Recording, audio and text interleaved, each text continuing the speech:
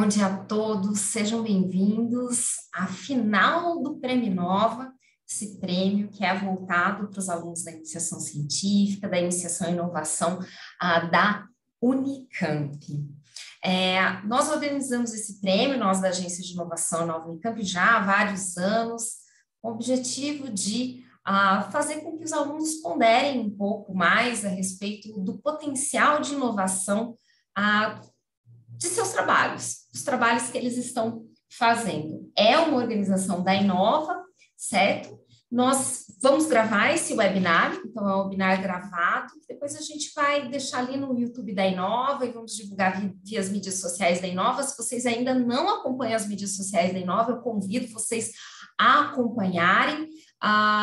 Nós ali tratamos de bastante conteúdo relacionado à inovação, a empreendedorismo e diversas oportunidades, tanto no LinkedIn, quanto no Facebook, quanto no Twitter ou no Instagram. Vocês vão poder ter uma noção um pouquinho melhor sobre o que a gente faz e quais as oportunidades que a gente traz para a comunidade da Unicamp e o ecossistema como um todo. Então, não deixem de acompanhar a gente para ver o que a gente está fazendo de novo aí nos próximos meses, né? Durante o evento hoje, a gente não vai ter sessão de perguntas da plateia, tá certo? O que a gente vai ter, e que eu acredito que muitos de vocês estão na expectativa, é a votação popular sobre o melhor pitch. Isso vai acontecer ao final das apresentações, então logo no finalzinho a gente vai abrir essa votação popular, depois que a última pessoa apresentar, o último aluno fizer sua apresentação, mas a gente não vai abrir para perguntas da plateia. Mas, de qualquer maneira, vocês podem interagir com a gente, mandando o seu oi, o seu bom dia, ali pelo chat.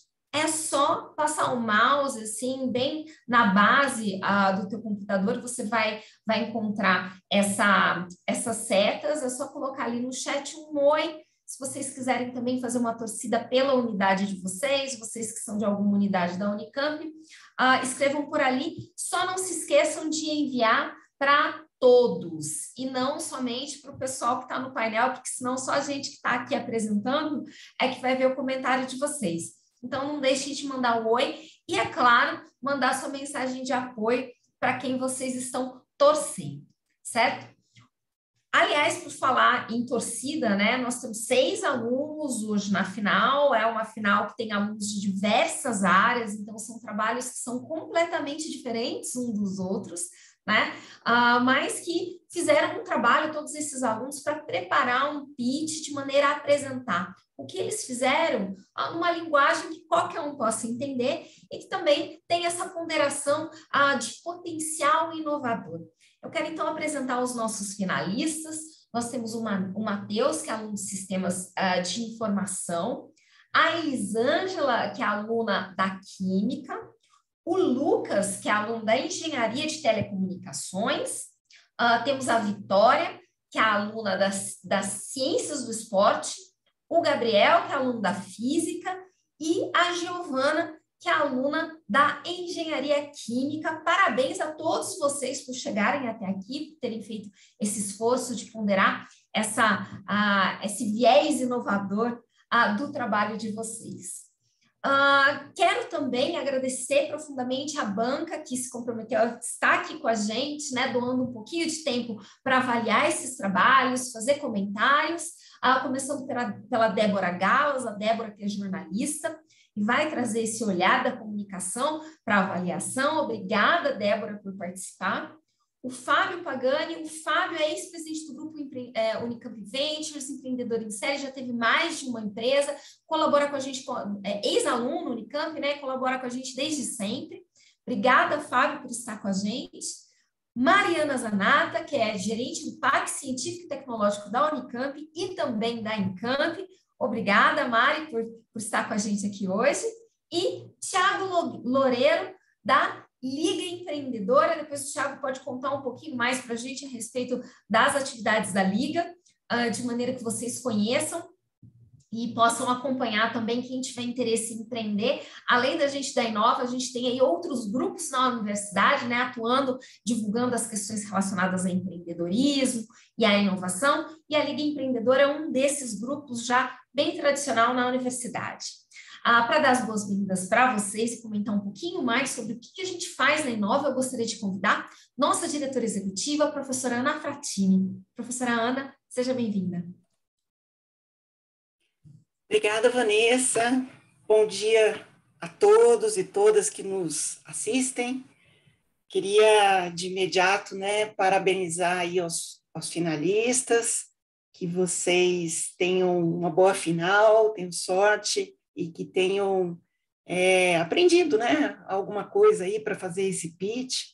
É importante saber se comunicar rapidamente com o público, de uma forma mais coloquial. Bom, eu sou, como a Vanessa falou, eu sou Ana Fratini, eu sou engenheira química de formação e sou docente na Faculdade de Engenharia Química e estou atualmente como diretora da Agência de Inovação da Unicamp. Então, eu queria falar um pouquinho para vocês, que a gente tem muitas ações, a Vanessa começou a contar para vocês, nós temos muitas ações de empreendedorismo, de promoção da cultura, de empreendedorismo.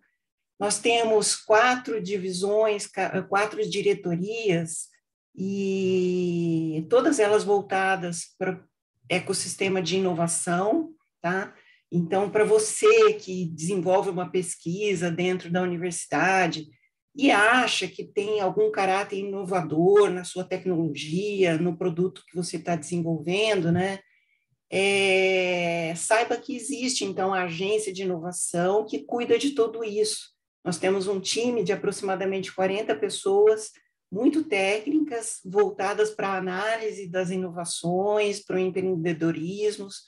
Nós gerenciamos o Parque Tecnológico da Unicamp, que tem aproximadamente 40 empresas de inovação, startups, instaladas dentro do nosso campus. Então, nós fazemos essa interface aí das pesquisas que são geradas dentro da universidade com o mundo externo de empreendedorismo, Então, o primeiro passo aí para ter essa comunicação é o setor de propriedade intelectual, tá? Então, sempre que a gente desenvolve alguma coisa que tem um potencial inovador, é importante que a universidade seja comunicada, que a agência de inovação seja comunicada disso, e juntamente com os pesquisadores originais, a gente chega à conclusão se tem que fazer uma propriedade intelectual, se tem que fazer um depósito de uma patente e tal, porque é via patente que a gente consegue tirar essa tecnologia dentro da esfera da universidade e levar para a sociedade. Então, é através do depósito da propriedade intelectual que a gente consegue fazer isso da melhor forma possível, quer dizer, permitir que uma empresa finalize esse produto que foi iniciado dentro da universidade e que esse produto chegue ao mercado. Então, é por via de propriedade intelectual. Aí nós temos também a diretoria de transferência de tecnologia, ou seja, tem pessoas especializadas que fazem isso, pegam a propriedade intelectual e oferecem para as empresas de forma a fazer um match entre esse interesse da empresa com o que está sendo desenvolvido da universidade. E temos, então, o Parque Tecnológico, onde temos a incubadora. Então, para quem tem uma ideia legal, para quem quer transformar a sua pesquisa numa empresa de base tecnológica, existe a incubadora, que a Mariana é gerente, que dá todo o suporte, todo o conhecimento necessário para que a sua pesquisa gere um modelo de negócio, que esse modelo de negócio seja sustentável, como conseguir financiamento para esse modelo de negócios, E temos aí a área da Vanessa, que faz de forma muito legal, muito presente no nosso dia a dia, essa comunicação com o mundo externo, tá? Então, várias notícias saem sobre o que a gente está desenvolvendo, o que a Unicamp desenvolve, como são geradas novas tecnologias. Então, nós temos uma equipe bem legal para dar suporte para vocês. E eu gostaria de deixar um convite para os alunos aí de graduação. Se vocês tiverem, né, algum interesse na área de empreendedorismo, saber um pouquinho mais sobre essa tal de propriedade intelectual, nós temos uma disciplina para alunos de graduação, que é a AM 037, que recebe alunos de qualquer área, tá? Qualquer área pode se inscrever, e ela é voltada justamente para os tópicos de propriedade intelectual, de inovação e empreendedorismo. Então, a gente traz os ex-alunos da universidade que viraram empreendedores, eles vêm contar suas experiências, vêm falar como é que montaram os modelos de negócio, como é que adquiriram financiamento. É uma disciplina muito dinâmica, com muitas pessoas externas e que traz bastante conhecimento na área de empreendedorismo para os alunos que estiverem interessados. A segunda iniciativa bem legal que a gente tem é a competição de negócios que chama Desafio Unicamp. Então, esse desafio ocorre no primeiro semestre, sempre, e é voltado para alunos de graduação que queiram se aprofundar um pouco mais em como gerar um modelo de negócio. E a nossa ideia nesse desafio é pegar aquela propriedade intelectual que já foi depositada junto ao INPI, que faz parte do portfólio da Unicamp, e disponibilizar essa propriedade intelectual, essa patente ou um software, para as equipes que estejam interessadas trabalhar, gerarem um modelo de negócio e, quem sabe, até virar uma spin-off ou uma startup de base tecnológica com base na propriedade intelectual da Unicamp.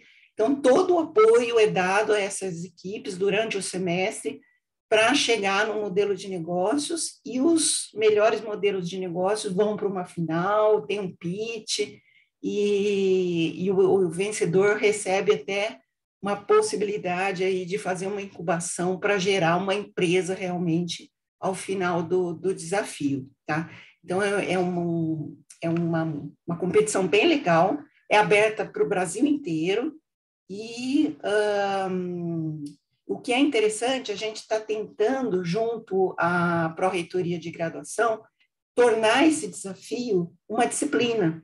Então, quem fizer o desafio, fizer todas as tarefas direitinho, vai ter uma possibilidade de se matricular numa disciplina e ganhar créditos por ter participado do desafio, tá? Então, isso está em negociação e ajuda o aluno aí na sua grade curricular a ter isso daí no currículo, tá bom? No histórico escolar.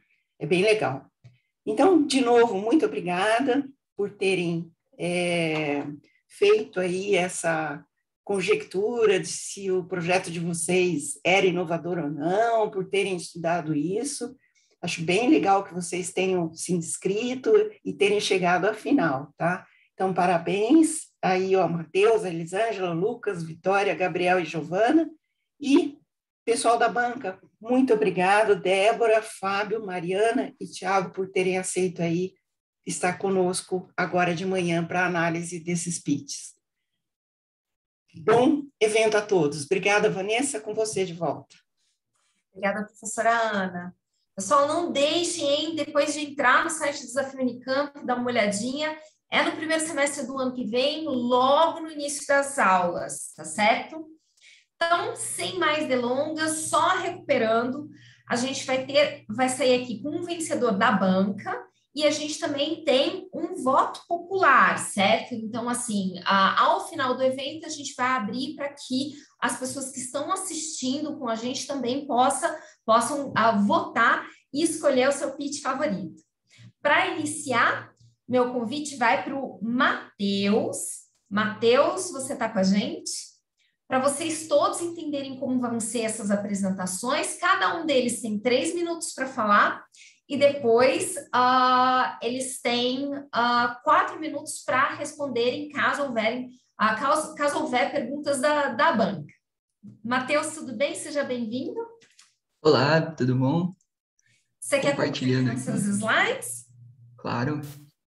Só me dá um retorno, por favor, se já chegou aí. Claro. Ok, está funcionando legal. Você tem três. Beleza? Ok. Primeiramente, né, olá a todos, bom dia pessoal, eu sou o Matheus, sou aluno do curso de Sistemas de Informação da Faculdade de Tecnologia da Unicamp e hoje eu estou aqui para falar um pouquinho mais sobre o meu projeto, né, o desenvolvimento de uma aplicação web para a conversão das propriedades relacionadas à qualidade de madeira utilizando equações experimentais, que foi orientado pela professora doutora Gisele Baiocco. Bom, o sistema desenvolvido, né, o WQ Converter, ele resolve um problema bastante específico, né, e para isso ele utiliza como base as equações experimentais para conversões de densidade de madeira. Essas densidades, principalmente a densidade básica, elas são bastante importantes, pois elas definem índices de qualidade para essas madeiras. Além disso, as equações experimentais elas foram desenvolvidas, né, durante a tese de mestrado do meu pai e elas têm o intuito de solucionar o problema de grandes empresas, como por exemplo a Duratex e a Eucatex, que utilizam a madeira como matéria-prima em seu processo produtivo. Assim sendo, elas precisam de uma alta e constante qualidade durante todo o seu processo produtivo. Vale ressaltar também que, atualmente, essas empresas elas obtêm esses índices de qualidade por um processo tradicional que demora aí cerca de 10 a 15 dias para obter esse tal índice, né? Por fim, o resultado do mestrado foi um sucesso, as equações foram implementadas e são funcionais, só que houve um grande problema, que foi a baixa disseminação. Isso ocorreu justamente por causa da alta complexidade dessas equações experimentais. É muito difícil de entendê-las e utilizá-las no dia a dia. A partir de todo esse cenário, né, eu vi aí a oportunidade de agregar o meu conhecimento acadêmico para solucionar esse problema da alta complexidade. E a ideia foi basicamente o seguinte: eu peguei essas equações experimentais complexas e coloquei dentro de uma espécie de caixa preta, que seria a própria aplicação web.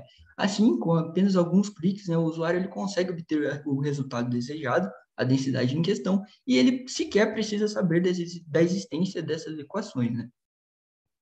Aqui a gente tem a foto do conversor, pode ver que ele se parece muito com o Google Tradutor, e esse foi o intuito mesmo, ou seja, a gente focou na total usabilidade, uma vez que as equações já são complexas o suficiente, né? Então o usuário ele insere algumas informações, clica sobre o botão converter e tem o resultado desejado instantaneamente. Ele não precisa mais esperar aqueles 10 a 15 dias para obter esse resultado. Assim sendo, né, a aplicação web ela se encaixa na categoria de inovação de produto, uma vez que ela é um software, mas a gente não pode esquecer que ela também gera um potencial de inovação de processo, pois a empresa que adquire esse software muda completamente a forma pela qual ela mensura a qualidade dos seus respectivos produtos. Bom, por fim, eu queria agradecer a atenção de todos, né, deixar aqui também o convite para acessarem a aplicação e, claro, sugerir melhorias. E é isso, pessoal. Muito obrigado a todos. Parabéns, Matheus. Bem sucinto, foi direto ao ponto. Vou convidar a nossa banca. Pessoal, vocês podem abrir as câmeras e, Matheus, se você podem abrir as câmeras para fazer as perguntas para o Matheus. Ok. Pagani primeiro, né, Pagani? Vamos lá. Olá, Matheus. Muito bom, interessante. Você falou que a tese é do seu pai, você falou rapidinho, né? Mas se eu entendi, foi o seu pai que desenvolveu as equações. Como que você imagina comercializar esse produto? Então, Fábio, eu estou fazendo também, né, junto com a Unicamp, o registro da patente, já está em andamento, tudo, etc. Essa pergunta também foi me feita durante o registro, né, eu até fiquei um pouquinho perdido, eu não cheguei a pensar a fundo nisso, mas eu pensei razoavelmente. E, assim, para comercializar, eu acho que seria ideal o contato com as empresas, alguma coisa relacionada a isso. Ok. Débora? Minha pergunta ia na mesma linha. Parabéns, Matheus, pela tua apresentação e pela tua ideia. E muito legal dar continuidade, né, a algo que já teu pai começou. Achei bem interessante esse comentário, né? E queria perguntar se seria algo a ser comercializado, qual que seria o valor de acesso, né? O que tu pensaste em relação a isso? Tá. Assim, valor, assim, eu não cheguei a pensar nisso também, justamente saiu ali da inovação, da iniciação científica, né, tecnológica, Realmente não cheguei a pensar em valores, mas sim, tenho interesse e com certeza vou tentar ir atrás disso. Legal. Tiago? Olá, Matheus, parabéns pelo trabalho. Obrigado. Eu gostaria de perguntar se esse problema relacionado à densidade da madeira, você tem algum dado para nos dar uma dimensão do tamanho desse problema? Sim, bom, basicamente as empresas, né, elas utilizam essa madeira nos processos produtivos. E, assim, principalmente eucalipto, né? O eucalipto ali na base de toda, assim, a madeira comercializada, assim, no produto nacional, podemos dizer assim. Então, a dimensão seria basicamente, eles têm que analisar, né, para falar se a madeira é boa ou não, a quantidade, a plantação inteira, né? E o que mais a gente vê quando a gente sai pelas estradas são plantações de eucaliptos e gigantescas. Então, e além disso, né, cada altura da árvore também tem uma densidade específica e isso vale como qualidade. Então, pode ser que ela comece boa, mas não seja boa até o topo, por exemplo. Então, a dimensão é bastante grande. Eu não tenho um dado específico, mas é a plantação inteira de eucalipto. Legal, então fica a recomendação, busque dados que fortaleçam a problemática, tá bom? Muito obrigado. Legal. Alguma outra pergunta? Não? Muito obrigada, Matheus. Valeu. O pessoal pode começar a avaliar, inserir as notas da avaliação, tá certo? E vamos convidar agora. Sabe o que eu quero fazer? O Tiago está com a gente? Tiago está com a gente? Tiago, você ainda está com a gente? Oi. Acho que em algum momento você podia comentar um pouquinho sobre o processo de aceleração lá da Liga, né? Comentar um pouquinho com eles o que é isso, e eu acho que essa pergunta vem, inclusive, direcionada um pouquinho a respeito dessa experiência. Você quer comentar agora, antes da gente ir para o próximo? Claro, então. E sobre esse projeto, esse programa de vocês? Certo. Então, resumindo, assim, em uma frase, o que é a Liga? A Liga é um grupo de estudantes que busca resolver problemas reais e ajudar a comunidade também a resolver problemas. Dentro da Liga, a gente tem um programa de pré-aceleração que a gente chama, em que a gente recebe pessoas da comunidade com ideias bem iniciais, a gente ajuda elas desde a análise de mercado, então pegar esses dados que eu comentei, modelagem do negócio, em questão de marketing também a gente trabalha um pouco, e até a construção do MVP. Então, uma iniciativa bem interessante para quem busca ter uma ideia e está meio indeciso se será que funciona, será que não funciona. Entre em contato com a gente pode te dar todo o suporte aí necessário. A gente tem tanto um programa que acontece em um período de tempo, com um grupo de pessoas, e também a gente recebe, ao longo do ano, várias pessoas com dificuldade, e a gente toda hora atende eles, então fica aí a disponibilidade para quem tiver interesse. Tá vendo, gente, por que a gente convida a Liga? Porque trabalhamos juntos para gerar novos negócios aí a partir da Unicamp. Obrigada, Tiago. Nada. Então, vamos para a próxima apresentação. Eu gostaria de convidar a Elisângela. Elisângela, você está com a gente? Sim, bom dia. Bom dia, seja bem-vinda. Obrigada. Vocês estão vendo meu slide? Sim, sim. Então, bom dia a todos, eu sou a Elisângela, meu orientador é o professor Alberto Fracassi, somos do Instituto de Química e trabalhamos com eletroforese capilar, mais especificamente com a detecção amperométrica. Esta técnica é uma técnica de análise de várias classes de compostos dentro das indústrias de bebidas alimentícias, farmacêutica e tinta. Ela é uma técnica sustentável por utilizar um baixo volume de solvente. Porém, a eletroforese com detecção amperométrica, ela utiliza uma alta voltagem associada a uma alta corrente para efetuar a análise desses compostos. Então, essa alta voltagem, ela causa danos ao nosso detector, e é esse que é o nosso problema. Para solucionar esses danos, nós pegamos o capilar de eletroforese, que é esse amarelinho que vocês estão vendo do lado esquerdo, fizemos furos com laser de CO2 para que passasse uma pequena taxa de corrente elétrica. Mas, para conseguir passar essa pequena taxa, colocamos uma solução de acetato de celulose nesses furos para a formação de uma membrana permeável a íons. Só que esse capilar ficou extremamente frágil, quebrava-se com muita facilidade. Então, construímos com uma impressora 3D esse suporte verde do lado direito para imobilizar esses furos, né, que é essa região do capilar. É possível ver o capilar passando aqui no centro e esses furos estão aqui, nessa parte.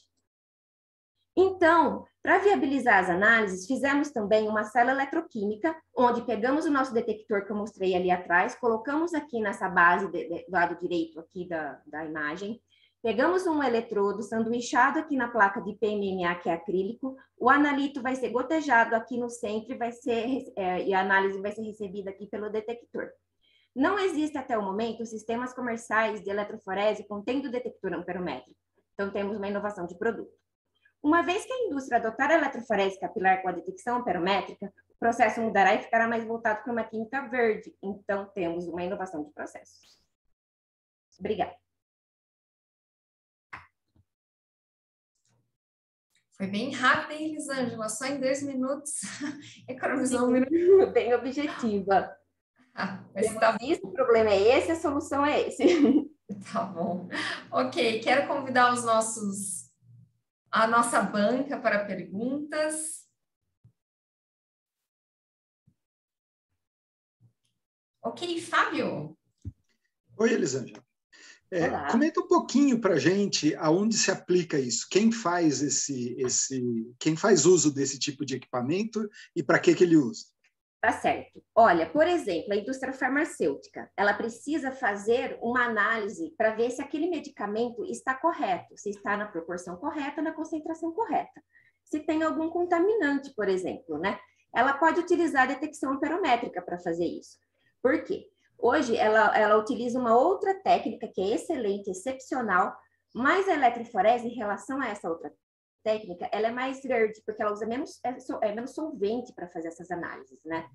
Então, a gente pode falar da indústria farmacêutica, de tintas, para controle de pigmentos nessas tintas, empresas de laboratório de análises químicas também, tipo de efluente, para ver se tem muita tinta na água que está sendo despejada no rio. Então, ele pode usar a eletroforese com detecção amperométrica. Quem mais? Bebidas. A indústria de cerveja, por exemplo, ela coloca uma substância que dá o sabor da cerveja. Então, você tem ali diferentes tipos de cerveja. Então, você precisa controlar essa quantidade. E a eletroforese, ela além de analisar o que tem na amostra, ela ainda quantifica. Ela fala para você, através de um negócio chamado curva de calibração, quanto tem. Então, é uma técnica extremamente útil. E eu falei do volume. O volume é uma pecinha chamada vial que tem 1 ml. Então, você vai usar muito pouco solvente, entendeu? E é isso. Ok. Débora? Elisângela, parabéns pelo trabalho. Obrigada. Eu queria só perguntar, eu achei muito interessante, né, esse aspecto de ser uma otimização, né, de um recurso, de ser uma técnica mais verde, né? Gostaria de saber se é alguma demanda, assim, das empresas, se é algo que vocês, a equipe, né, de vocês da Unicamp está desenvolvendo para tentar oferecer, né, como uma alternativa, ou se realmente as empresas identificam, né, tem essa demanda de ter um processo mais verde, mais, enfim, mais... Ok. Bom, a eletroforese, ela já existe no mercado, mas ela não existe com a detecção amperométrica, né? Então, você encontra artigos científicos falando da detecção amperométrica, mas ninguém implementou a técnica ainda. Então, foi por causa disso que eu procurei, eu fui falar com o meu orientador e eu falei para ele que eu gostava muito de eletroanalítica, daí ele me propôs a trabalhar com isso. Mas a gente não buscou empresas que queiram, sabe? Mas a gente sabe que se for implementado, se a gente fazer a patente e ela sair, ela tem um potencial bem grande de ser utilizada. Até porque se você usa pouco solvente, né, hoje as empresas elas estão super voltadas para a sustentabilidade, né? Então, mas é isso. Desculpa, não sei se eu respondi. Acho que sim, né? Mais perguntas? Não? Ok, obrigada, Elisângela. Parabéns por sua apresentação. Vamos então para a próxima apresentação. Eu gostaria de convidar Lucas, da Engenharia de Telecomunicações. Lucas, você está com a gente? Olá, Lucas, seja bem-vindo. Opa, estão me ouvindo? Sim, sim. Bom dia. Bom dia. Você quer compartilhar os seus slides? Tá. Estão conseguindo ver? Estamos sim. Deixa eu só setar aqui o relógio. Bem. Pode ir? Bom dia a todos. Hoje eu vim apresentar para vocês um problema pouco discutido, mas muito impactante na vida dos idosos, que é a queda da própria altura. Meu nome é Lucas Nastari e a minha orientadora é a professora doutora Thalia Simões, e a nossa pesquisa é sobre um sistema para a detecção de acidentes domésticos em idosos. Opa. Ai. Segundo a OMS, anualmente, cerca de 1/3 das pessoas acima de 65 anos sofrem pelo menos uma queda.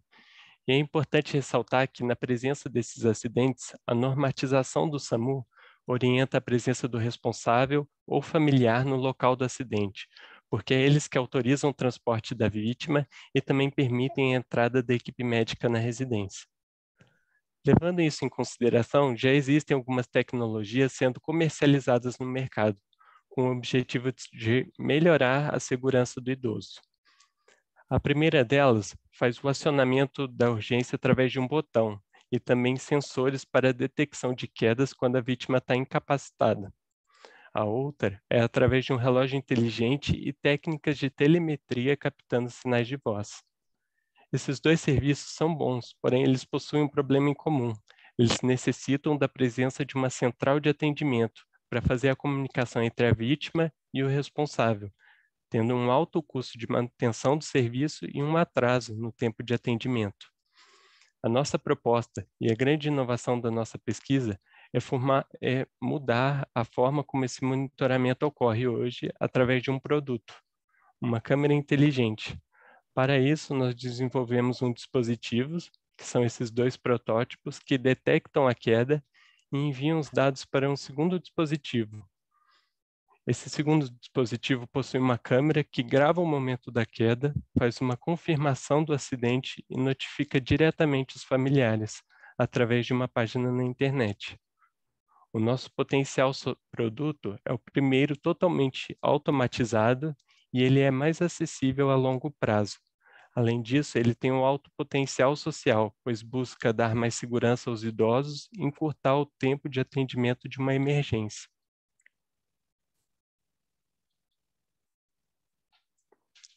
Tá.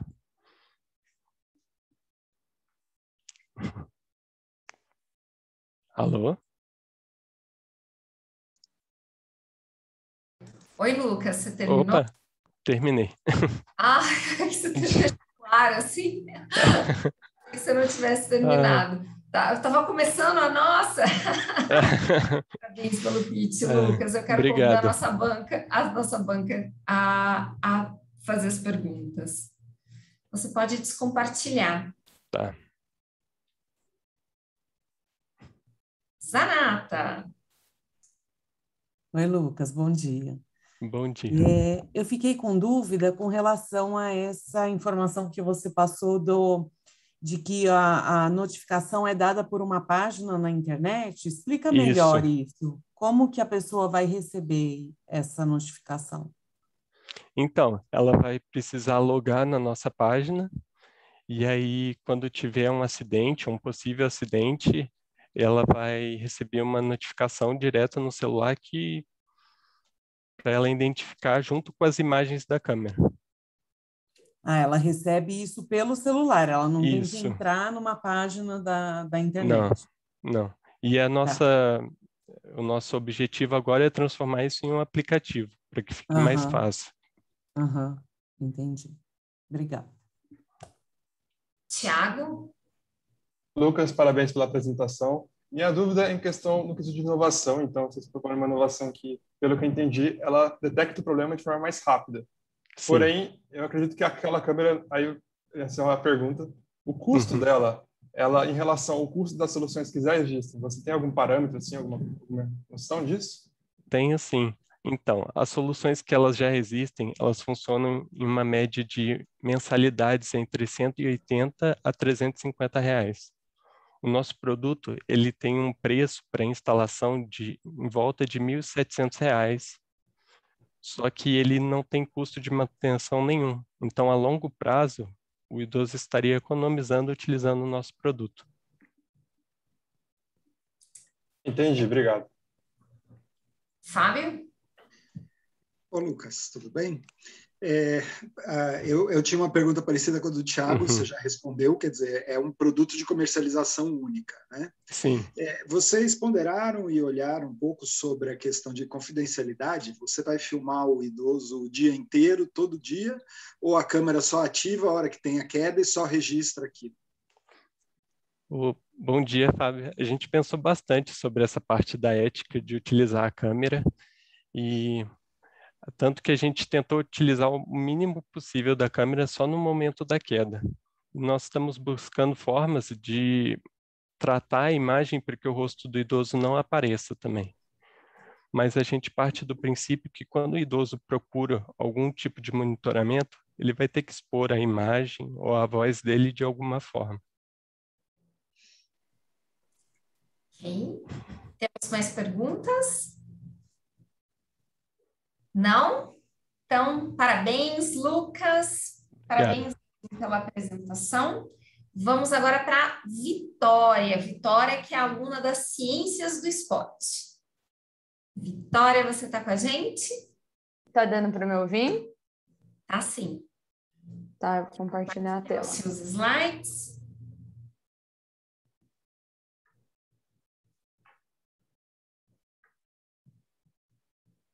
Tá dando para ver direitinho? Agora tá em tela cheia. Ok, você pode começar. Tá bom. Olá, eu sou a Vitória, aluna de Ciências do Esporte da FSA Unicamp, e minha pesquisa é a identificação de fatores críticos de sucesso, um estudo de caso sobre a equipe de futebol de mulheres da Ferroviária Futebol S.A. Bom, após anos e anos de ausência de equidade em atenção e investimentos, um fato me chamou a atenção. A Ferroviária Futebol S.A., um clube do interior de São Paulo, possui sua equipe de futebol de mulheres desde 2001 e já conquistou inúmeros títulos nacionais e internacionais. Tudo isso independente de obrigatoriedades e normas incentivadoras, como a exigência da Confederação Brasileira de Futebol que equipes da Série A do Brasileirão Masculino criassem uma equipe de futebol feminino adulto e de base. Assim, a minha proposta é entender por que uma instituição do interior de São Paulo esteve à frente do tempo em relação a inúmeros clubes tão grandiosos, principalmente da capital, sabendo das inúmeras carências sociais e econômicas que o futebol feminino possui aqui no país. Assim, a proposta foi entender quais são os fatores críticos de sucesso da equipe, que são fatores potenciais de sucesso. Para isso, eu realizei entrevistas com os gestores do clube e encontrei 4 grandes categorias a serem mais observadas e investidas. São essas: especificidade da modalidade, ambiente externo, como parcerias e patrocínios, a própria gestão de maneira qualificada e a cultura organizacional do clube. Assim, o diferencial da minha pesquisa é o foco nos principais fatores de gestão, que podem ser um modelo para que outros clubes desenvolvam um futebol feminino com um potencial de sucesso e uma gestão mais qualificada. Da mesma forma, pode ser uma base para que a Confederação Brasileira de Futebol estimule uma melhor gestão do futebol feminino no país. A inovação se enquadra no modelo de negócio, já que a partir dos fatores de gestão achados, eles são capazes de gerar um potencial inovador a partir do momento em que os clubes absorvem esses fatores e conseguem estruturar o futebol feminino de uma maneira mais adequada, gerando um novo segmento diante do tão tradicional futebol masculino e novos consumidores e serviços. A minha motivação para realizar essa pesquisa é imaginar que ela é capaz de colaborar com o desenvolvimento do futebol de mulheres no Brasil, trazendo uma gestão do esporte qualificada, que ultrapassou carências sociais e econômicas e conquistou sucesso nacional e internacional. Muito obrigada pela atenção.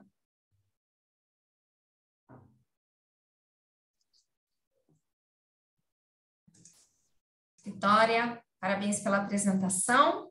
Quero convidar a banca a se juntar a nós para perguntas.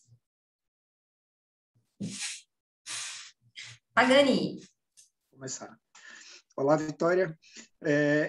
Deixa eu ver se eu entendi. Você fez uma pesquisa, você identificou o clube, fez uma pesquisa para entender por que ele estava à frente do tempo, por que ele tomou uma decisão e implementou algo sem ter uma necessidade de regulação ou qualquer coisa assim. Como que você pretende transformar esse resultado da pesquisa em um produto que pode ser vendido e replicado? Certo. A gente pensa que esse conhecimento, na verdade, né, pode ser disseminado através de um contato com a Confederação Brasileira de Futebol e as federações, como a Federação Paulista, por exemplo. Então, a partir desse contato com a Confederação Brasileira, esse conhecimento poderia ser disseminado através de treinamentos para clubes que querem implantar o futebol feminino e para aqueles que já têm o futebol feminino e querem que ele consiga, né, e alcance o sucesso, tanto em termos de gestão quanto dentro do próprio campo. E aí eu vou complementar, então, entendi. O que você viu na pesquisa que você fez é replicável? Você acha que é possível criar um modelo que outros clubes seguindo vão conseguir ter o mesmo sucesso? Então, com certeza não é uma receita de bolo, né? Uhum. Então, não é fazendo exatamente igual que os outros clubes vão chegar, até porque é uma exceção, né? Um clube de futebol do interior, enfim, é completamente contra a maré, né? Mas a gente acredita que esses fatores que a gente encontrou, eles são capazes de estimular uma melhor gestão nos clubes que querem criar, né? Então, eles têm como base, dentro dessas 4 grandes categorias, aqui não dava nem tempo de colocar tudo, a gente encontrou inúmeras subcategorias. Então, dentro dessas 4 categorias, tem inúmeros pontos que a gente encontrou através das entrevistas que os clubes podem aplicar para tentar obter, não é que vai fazer e vai obter com certeza, né? Mas a ideia é que isso aconteça. Zanata? Vitória, parabéns pelo trabalho. A minha dúvida ficou mais com relação à contextualização assim, do problema, né? Eu imagino que devam existir, né, diversas dificuldades de ampliação, disseminação e estruturação do futebol feminino no Brasil, né?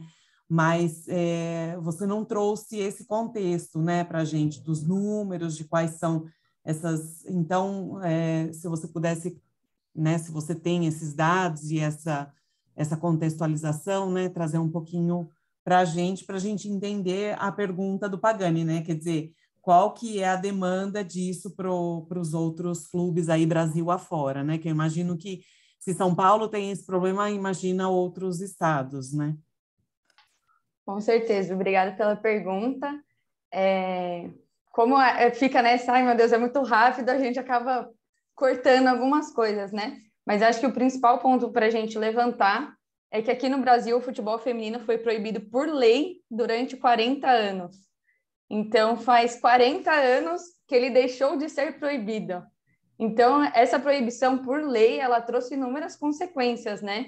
Então, traz um atraso, né, entre aspas, no desenvolvimento, na gestão, no próprio jogo dentro de campo. Então, muitas pessoas assistem, né, e criticam e falam, mas não é igual, mas não vai ser igual mesmo, porque até 40 anos atrás ele estava proibido por lei. Então, a gente parte desse princípio, né, de todo esse atraso que acabou trazendo para a modalidade, e aí a gente começa a investigar, e justamente por isso o clube chama atenção, né, que ele cria a sua equipe de futebol feminino 20 anos depois, após a proibição. E é um clube do interior, não é o Palmeiras, o Corinthians e por aí vai, né? Então, o grande Vitória, problema... 20 anos depois de encerrarem a proibição, de liberarem novamente. Isso, acho que eu falei errado. Não, tudo bem. Então, acho que a gente parte desse grande problema social. Gente, eu vou ter que interromper o assunto interessante, mas para a gente não estourar em tempo, Débora, infelizmente a gente vai poder fazer essa pergunta agora, tá certo? Parabéns, Vitória, assunto importante de equidade. Obrigada pelo seu pitch e pelo seu trabalho. Quero convidar, então, agora o Gabriel. Gabriel, você está com a gente? Nosso próximo analista. Vocês me ouvem? Tudo certo? A gente te ouve bem. Você quer compartilhar os seus slides? Vou compartilhar aqui. Tudo certo? Todo mundo vê? Tudo certo. Você tem 3 minutos. Muito obrigado. Bom, olá a todos. O meu nome é Gabriel Moreira e eu sou graduando em licenciatura em Física pela FGW da Unicamp. Meu projeto de pesquisa, ele visa estudar como as técnicas de aprendizado de máquina podem auxiliar na individualização do aprendizado de física. E tomando algumas memórias suas, eu tenho certeza que você se lembra lá no seu ensino médio de algum colega que, em comparação a você, tinha um pouco mais de dificuldades. E é muito injusto do nosso modelo educacional que duas pessoas completamente diferentes, que a gente queira que duas pessoas completamente diferentes alcancem o mesmo aprendizado através de uma mesma técnica no mesmo espaço de tempo. E a melhor forma que a gente tem de resolver isso é também da forma mais antiga, no caso, o ensino individualizado, que oferece o tempo e a atenção necessária para que todos os estudantes alcancem o aprendizado por completo. Mas acontece que aplicar esse método em larga escala é inviável financeiramente. Para uma situação do estado de São Paulo, por exemplo, geraria um custo extra próximo, se não maior, a R$1 bilhão. A tecnologia ela pode nos auxiliar a estar reduzindo esse impacto financeiro. Inclusive, em um projeto anterior, nós conseguimos aplicar uma metodologia dessa com auxílio da plataforma Moodle. Mas a não adaptabilidade do sistema transformou a experiência em algo muito maçante e cansativo. Então, com base nesse problema, nós tivemos a ideia desse projeto. Criar um sistema que, a partir de um teste diagnóstico, identifica as dificuldades e as deficiências do estudante e o direciona ao conteúdo necessário, até que ele demonstre um domínio por completo. Implementando um algoritmo nessa lógica, nós conseguimos prever o aprendizado de física dos estudantes com uma acurácia próxima a 86%. Infelizmente, a gente ainda não tem uma interface para esse sistema, sendo um dos próximos objetivos a serem cumpridos. Mas eu já enquadro ele como uma inovação de produto, devido à questão da adaptabilidade, coisa que a gente não vê nos outros sistemas. E ele também ele potencializa uma possível inovação social, já que ele pode amparar uma mudança estrutural no processo de ensino e aprendizagem. Um sistema como esse, ele também pode viabilizar uma proposta como essa, onde, além do conteúdo, o aluno pode estar desenvolvendo junto ao professor habilidades cognitivas, hábitos de sucesso e um senso de propósito, dando todas as ferramentas para a formação de um cidadão pronto para a sociedade do século XXI. Essa foi a minha apresentação. Muito obrigado e estou disponível para as dúvidas. Parabéns, Gabriel. Quero convidar nossa banca de volta. Débora está em primeiro lugar aqui para fazer pergunta. Gabriel, você pode descompartilhar. Tá. Obrigado. Parabéns pela apresentação, Gabriel, pelo projeto. Fiquei com uma pequena dúvida se quem manejaria, né, esse produto seria o próprio estudante ou se teria uma mediação de um professor. Aí, se pudesse explicar mais como é que a ideia para a interface. Claro, muito obrigado, Débora. Tem sim, né, o próprio estudante que estaria lá mexendo no sistema e o sistema já estaria reconhecendo se ele aprendeu ou não aquele conceito. O professor ele pode ter um controle por fora para verificar se o aluno tem que focar um pouco mais nisso, naquilo, né, porque, enfim, a acurácia foi de 86%, então ainda tem alguns casos que são falhos, né, mas sim, é o estudante que ficaria manejando o sistema e o professor tem um controle por fora. Magani? Bem legal, Gabriel, você está trabalhando aí no limite aí da inovação na área de ensino. Eu participo de um grupo de investimento e a gente está investindo exatamente numa empresa na mesma linha, tá? Porque com a pandemia descobriu-se o óbvio. As aulas, se a aula na sala de aula já era muitas vezes maçante, a aula eletrônica ficou muito mais maçante, muito mais complicado de acompanhar e muito mais fácil de derivar, né? Na sala de aula a gente saía da sala, no virtual você simplesmente desliga a sua câmera e vai fazer o que você quiser. Então achei bastante interessante sua ideia. Duas perguntas. Como que está o apoio disso dos próprios professores? Quer dizer, os professores estão achando interessante. E a segunda pergunta é, você já está usando algoritmos de aprendizagem, algoritmos de inteligência artificial, de aprendizagem de máquina para fazer análise, ou você ainda construiu alguma coisa intermediária, não está usando todo o potencial da inteligência artificial? Obrigado, Fábio. Bom, a questão dos professores, na verdade, esses dados, né, esses resultados que a gente obteve de uma maneira retrospectiva, a partir daquele curso de extensão que a gente falou, de um projeto anterior. Então, a gente utilizou aqueles dados já passados para determinar, né, os parâmetros do algoritmo e está calculando a probabilidade do aluno ter aprendido. Então, a gente ainda não teve contato, propriamente dizendo, com o professor, tá? E sobre a questão do aprendizado de máquina, a gente se inspirou em um conceito que chama Knowledge Tracing, que utiliza redes bayesianas para estar definindo a probabilidade do aluno ter aprendido, né? A gente fez algo um pouco mais simples, a gente foi a partir dos conceitos básicos de estatística bayesiana, né? Mas um dos próximos passos, inclusive eu coloquei ali, eu acabei não falando, é implementar técnicas de inteligência artificial para estar calculando essa probabilidade. Porque nesse caso aqui, a gente ainda depende de dados passados, né? De um grande banco de dados para estar atualizando esses parâmetros. Mas se a gente consegue aplicar alguma técnica de inteligência artificial, a gente tira um pouco dessa dependência da grande quantidade de dados. Thiago? Então, parabéns, Gabriel, pela apresentação. Eu sou um estudante, né, de graduação até hoje, saí pouco tempo até do ensino médio, então me identifiquei bastante com o problema que você mostrou. A minha dúvida é, você comentou uma parte da apresentação, a individualização. Porém, eu, por exemplo, sou um aluno que gosta de estudar em grupo. Eu rendo muito melhor estudando colaborativamente do que sozinho. Aí, a sua ferramenta, o seu produto, ele funciona, o público-alvo dele são as pessoas que estão estudando sozinhas, ou ele funcionaria também para quem está estudando com um grupo de amigos, por exemplo? Muito obrigado, Thiago. Mas, enfim, a proposta do sistema é mais que o aluno desenvolva uma autonomia para estar estudando ali sozinho, né, o conteúdo.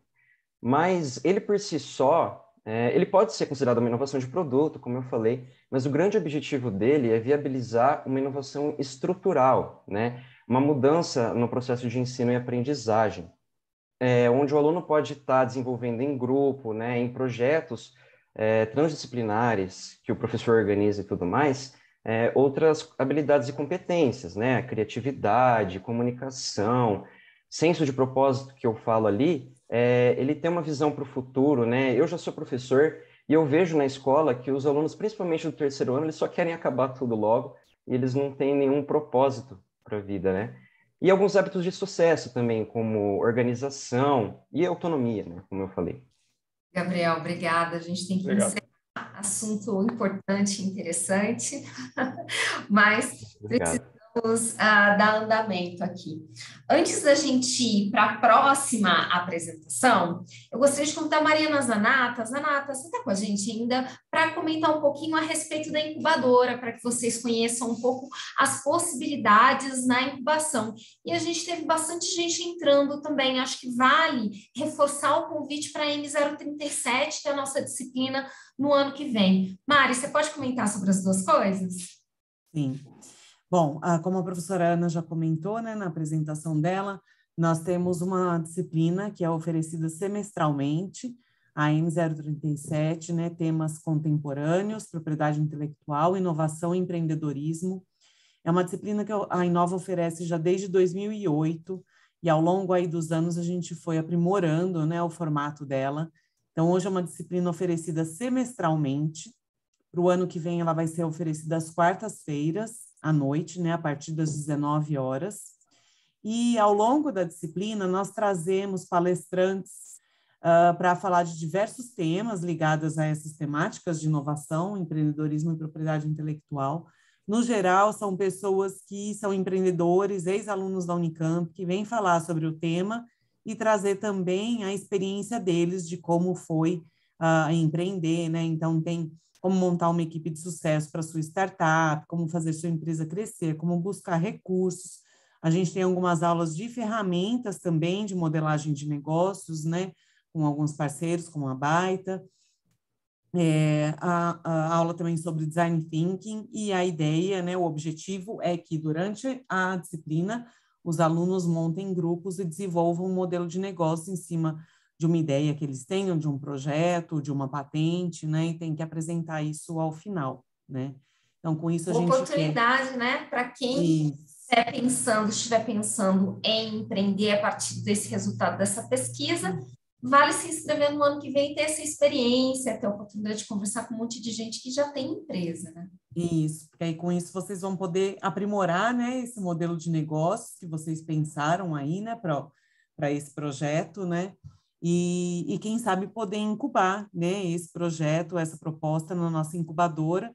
Então, a incubadora, ela recebe propostas aí em 2 fases, né, no ano. Nós vamos relançar o nosso edital no começo do ano que vem, e aí, ao submeter a proposta, né, vocês podem indicar em que modalidade querem entrar, mas a banca é quem faz uma avaliação se aquela proposta vai entrar num programa de pré-incubação, é um programa de 6 meses que a gente ajuda a validar esse modelo de negócios, né, e depois tem também a fase de incubação, que aí dura mais 3 anos, e a Inova, junto com diversos parceiros, né, Sebrae, Febraec, alguns parceiros da área tecnológica, parceiros internacionais, nós damos todo o apoio para o desenvolvimento dessa tecnologia, né, desse produto, processo ou serviço, e também de como estruturar um modelo de negócios, né, para que a empresa consiga desenvolver isso ao longo do programa de incubação.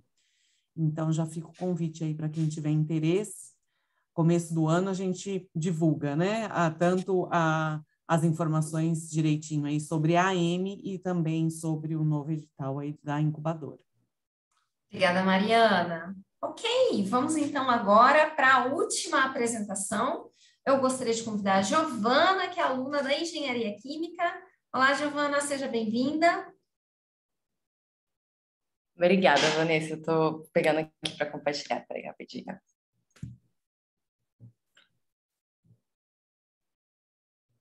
Vocês estão vendo a minha tela? Estamos sim. Ah, tá. E o som tá ok, né? Tá tendo obra aqui, então eu já vou pedir desculpa desde o começo, mas a gente vai seguindo com o barulho. Fica tranquila, tá todo mundo no mesmo barco. Você tem 3 minutos. Tá bom. Bom dia, então, a todos aqui presentes. Eu me chamo Giovana Tomita e hoje eu vou contar um pouco para vocês sobre a minha pesquisa realizada em um assentamento chamado Marielle Vive, sendo que esse trabalho ele só foi possível graças ao CNPq e à Unicamp, além dos meus orientadores que me ajudaram nessa jornada, o Jefferson Picância e a Jerusa Schneider. Bom, hoje em dia, se você for parar para pensar em saneamento, eu acredito que a primeira coisa que vem na sua cabeça é que isso não deve ser ainda em pleno 2021 um problema para as pessoas do Brasil. Só que os números acabam refletindo o contrário, principalmente quando a gente vê a discrepância entre o cenário rural e urbano. Porque o abastecimento de água, por exemplo, enquanto a população urbana recebe 98% dos domicílios abastecidos, o cenário rural essa porcentagem é de apenas 61%. E esse panorama ele vai se repetindo tanto para os serviços de esgotamento, que é de 81% para o cenário urbano para 31% no cenário rural, e o mesmo acontece, então, para a coleta de resíduos sólidos, sendo de 98% nos domicílios urbanos, 35% da população rural. Então, a falta de atenção à comunidade rural, ela acaba se refletindo diretamente nos dados de saneamento do nosso país. Essas deficiências, elas vão causar, então, riscos à saúde e ao meio ambiente, e elas acabam interferindo diretamente na qualidade de vida da população afetada, sendo que apenas o fornecimento desses serviços ele acaba não sendo suficiente, porque várias comunidades ainda passam por problemas de periodicidade, de qualidade, de constância desses serviços, o que acaba afetando principalmente a população rural. Então, o assentamento Marielle Vive, ele vem sofrendo com esses problemas, como a periodicidade do abastecimento de água, além da falta do saneamento de qualidade.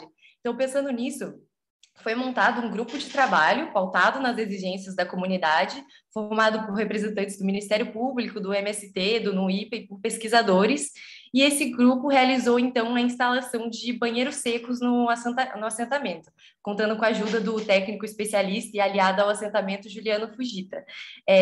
Então, eles tiveram como objetivo melhorar a qualidade do serviço dessa população e apresentar uma tecnologia alternativa e mais segura. E para ajudar nesse projeto, foi criada, então, ao longo do período de iniciação científica, uma cartilha explicativa detalhando quais são as boas práticas sanitárias, além da metodologia da sua aplicação no dia a dia, com base em ilustrações e de passo a passo. Foi detalhado também como é o funcionamento e a manutenção desses banheiros, sendo que o objetivo desse trabalho foi promover a educação com relação às boas práticas sanitárias, né, além de ajudar na manutenção dessa tecnologia implantada, preservando o meio ambiente e, ao mesmo tempo promovendo a saúde e o bem-estar para essas pessoas. Então, a inovação social ela é um pilar de extrema importância no nosso país. A gente precisa trazer luz e foco ao saneamento nas áreas rurais.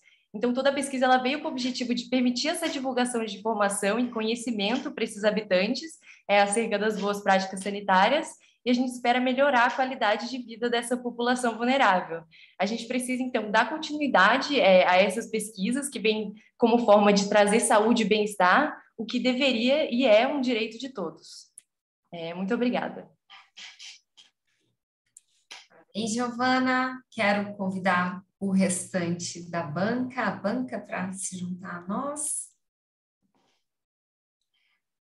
Perguntas? Pagani. Vou deixar passar, né? A gente fez todos, né? Olá, Giovana, tudo bem? Deixa eu também entender, mais ou menos na mesma linha que eu fiz a outra. Vocês fizeram um estudo, identificaram um problema e encaminharam uma solução para esse problema. Isso é replicável? Como é que você pretende aí transformar isso em algo que possa ser utilizado em outros tipos de situação aí semelhantes? Então, eu acredito que um fator comum desses assentamentos, dessas comunidades rurais, é a falta de informação. Então, as pessoas, quando você faz a pesquisa de campo, que não foi feita por mim, né, foi feita por pesquisadores que tinham essa possibilidade, porque eu ainda não podia ir a campo, mas esses moradores, eles não têm consciência da situação sanitária deles mesmos no assentamento. Então, não sabe quais são as boas práticas, o que deve fazer, coisas básicas de lavar a mão, esse tipo de coisa. Então, isso é comum em todas as comunidades rurais, acaba sendo um problema muito frequente. Então, esse tipo de cartilha, como eu fiz a cartilha que eu produzi, ela é de uma maneira mais genérica, ela consegue sim ser replicada para outras comunidades. Você consegue fazer a impressão desses panfletos e distribuir. E uma outra proposta que a gente tinha colocado até na renovação da minha IC foi de promover oficinas nessas comunidades. Só que como, de novo, o trabalho presencial não foi possibilitado pela pandemia, eu tinha pensado em organizar oficinas de conscientização mesmo dentro dessas comunidades com convidados, pesquisadores que pudessem falar de boas práticas com esses moradores e também, se tiver alguma tecnologia implantada nessa comunidade, ter o auxílio de como deve ser feita a manutenção, como que eles devem utilizar. Então, seria bem um trabalho de base, um trabalho de educação mesmo, com relação ao saneamento. Aí eu acho que isso pode sim, tem uma grande possibilidade de replicar para várias comunidades e pode ser usado como base para outras pesquisas, né? Outras perguntas? Tiago? Giovana, parabéns pela apresentação. Bom, a minha dúvida é em questão da relação com a sua pesquisa com aquele banheiro seco que você mostrou. A sua pesquisa, ela identificou a demanda por aqueles banheiros secos ou essa pesquisa, a partir dela, foi criado esse produto? Não, na verdade, esse produto, ele foi feito pelo grupo de... É que eu me envolvi nas reuniões virtuais que eu comentei, então, que tem os pesquisadores do CAEX, do NUIPA, do Ministério Público, e esse projeto de banheiro seco já estava sendo feito antes de eu entrar nessas reuniões. Então, o que foi discutido com os meus orientadores foi no sentido de explicar para esses habitantes como que deve ser feito o uso para não só instalar, né? Porque instalar uma tecnologia, se a pessoa que vai utilizar essa tecnologia não entender, ela vai passar por defeitos e coisas assim. Então, o objetivo da cartilha vinha a ser para melhorar a duração dessa tecnologia dentro da comunidade.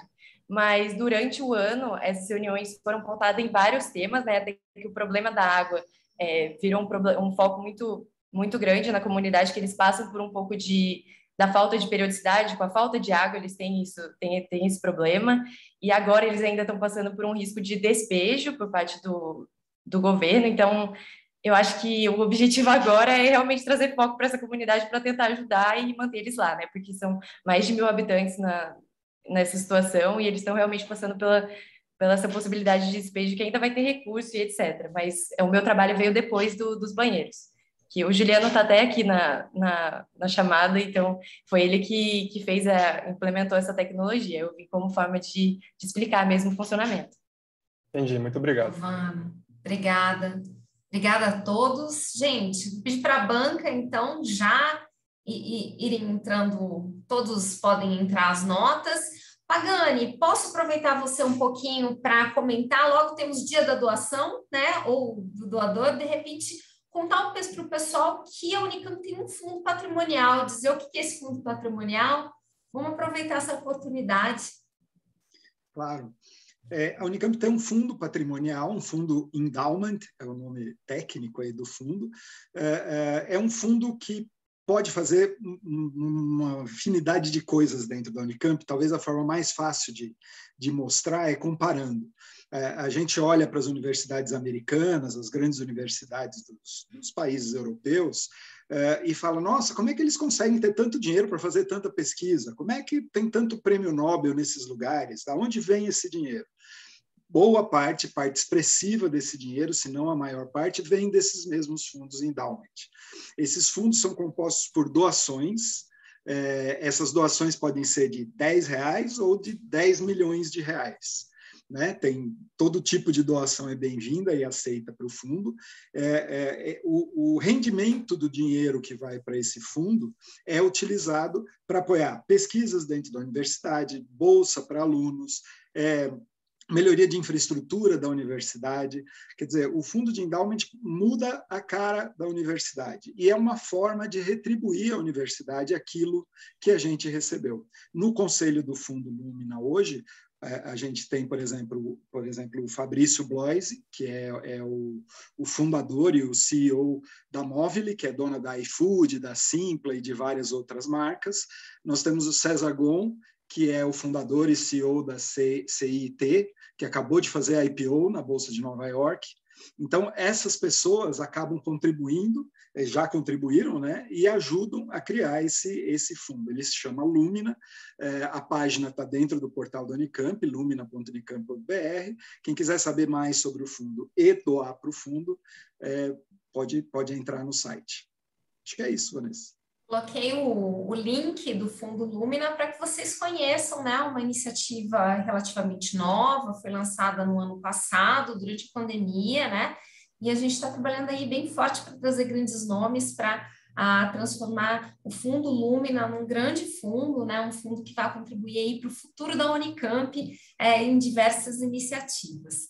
Pessoal, então, agora gostaria de convidar a professora Ana Fratini, antes da gente ir para o voto popular, né? Convido a professora Ana Fratini para dizer umas últimas palavras e, na sequência, vamos para o voto popular. Ela está com a gente aqui? Acho que... Oi, professora. Oi, Vanessa.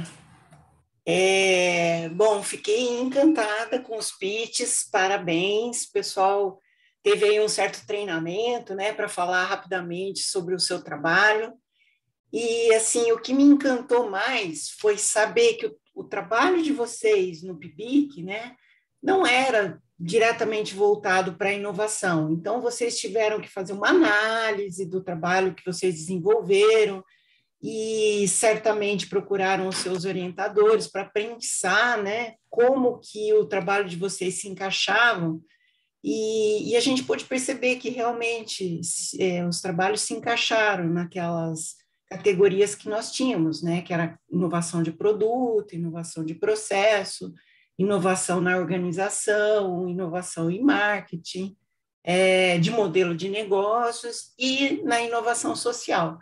Então, assim, é encantador ver que a Unicamp tem um potencial imenso de gerar inovação.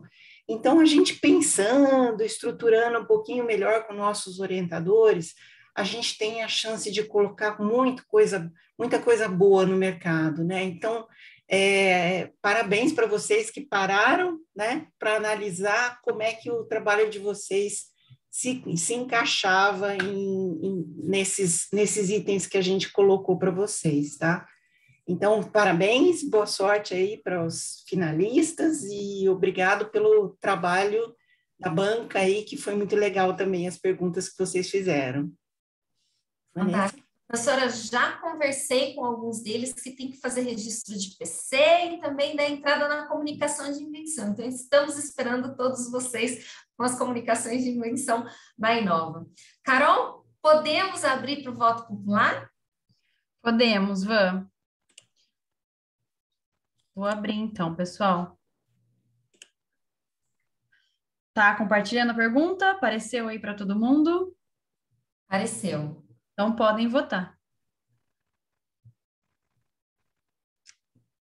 A gente vai dar uns minutinhos para que todos vocês possam votar e escolher o fundo patrimonial. Escolher o finalista com o pitch favorito.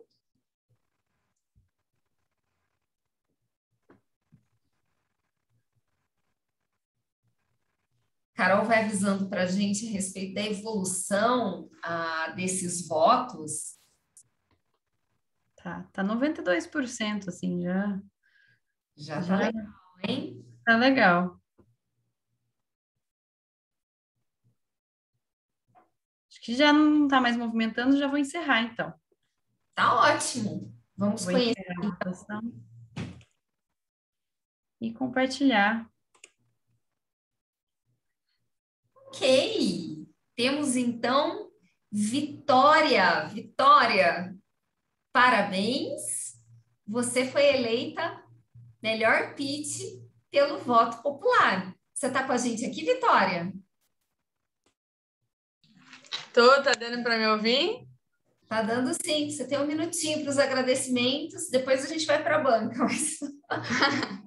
Não, só agradecer o pessoal, minha família entrou, o pessoal do grupo de pesquisa que eu faço parte. Então, só agradecer mesmo, foi muito legal poder participar do prêmio. Isso que a professora estava falando agora, né, da gente se propor a pensar com uma inovação. Foi bem complexo, eu e meu orientador, a gente bateu muita cabeça para como desenvolver num tom inovador, né? Então, foi uma experiência bem bacana, assim, que se eu não tivesse me inscrito no prêmio, eu provavelmente nem iria pensar um dia, né? Então, foi uma experiência muito bacana e agradecer aos votos do pessoal. Parabéns, Vitória. Parabéns por montar seu pitch, acolher todos os comentários, depois vir com ele mudado. Foi um bom pitch mesmo, viu? Parabéns para ti. Obrigada. Okay. Vamos lá, agora a gente vai para a banca, certo? Vamos ver com a Kátia que está acompanhando.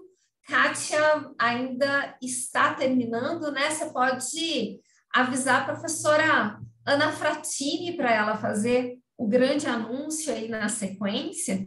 A professora Ana pode retomar com a gente para anunciar o vencedor pela banca de melhor trabalho.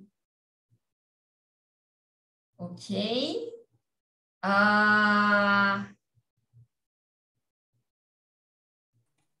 Professora Ana está com a gente. Acho que a Kátia te enviou por Por WhatsApp. Deixa eu ver se eu entendo aqui também esse... entendo. Legal, muito joia. Estou aqui analisando os resultados. Ficaram muito próximos, né? As notas ficaram muito próximas. Todos foram muito bem, receberam notas muito boas. Mas, então, temos que escolher um pelo voto da banca. Quem foi escolhida foi a Giovana. Parabéns, Giovana, pelo seu trabalho. É um caráter de inovação social que esse país tanto precisa, né? E é interessante para a gente da Inova também ter esse resultado, porque nós mesmos, como agência de inovação, a gente está muito voltado para a parte tecnológica, e a gente está começando a se voltar um pouquinho mais para a parte social. Então, foi um resultado legal. Parabéns, Giovana. Diga aí. Eu queria agradecer demais, que essa pesquisa eu estou nela há 2 anos, então eu estou muito envolvida com o assentamento. Eu não cheguei aí presencialmente, é o que eu mais quero atualmente, que eu não consegui ainda lá, mas eu tenho acompanhado muito a evolução deles lá, os problemas que eles passam. Eu acho que essa realidade não é passada muito para a gente que vive no meio urbano, e aí quando a gente vê os dados, realmente dá aquele choque, a gente fica assustado com a realidade dessas pessoas, que não é só esse assentamento, tem vários lugares do Brasil que passam por isso. Então, eu fico feliz da minha pesquisa ter trazido um foco, pelo menos, para essas pessoas. Eu espero que a situação de despejo seja revertida.